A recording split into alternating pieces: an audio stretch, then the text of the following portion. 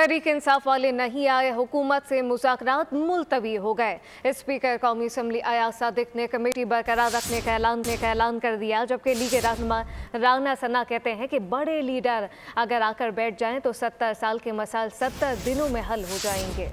तहरीक इंसाफ और हुकूमती मुज़ाकरात के चौथे दौर की बेल मुंढे न चढ़ सकी। PTI वाले नहीं आए, मुज़ाकरात मुलतवी हो गए। स्पीकर अयाज सादिक ने कहा कि आज 7 दिन पूरे हुए, तवक्का थी कि अपोजिशन अरकान आएंगे। 45 मिनट इंतजार किया और फिर इनकी तरफ से कहा गया कि वो नहीं आ रहे। राब्ता किया तो कहा गया अपनी आला क़यादत से बात करके बताएंगे। अयाज सादिक ने कहा कि अपोजिशन की वजह से मुज़ाकरात का कोई मकसद नहीं रहा, मुज़ाकरात मुलतवी कर रहे हैं।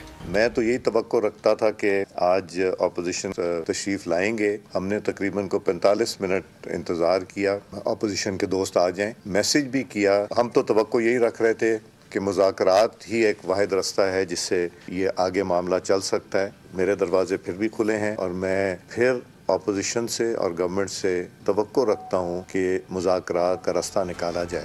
तहम उन्होंने उम्मीद जाहिर की कि मुज़ाकरात किए जाएंगे, इनके दरवाजे खुले हैं। मुज़ाकराती कमेटी तहरीर नहीं कर रहे। लीगी रहनुमा राना सनाउल्लाह ने कहा कि अगर बानी PTI कहते कि ठीक है मैं बैठने को तैयार हूँ तो मैं यकीन दिलाता हूँ कि मियां नवाज शरीफ की जानिब से मुस्बत जवाब आता।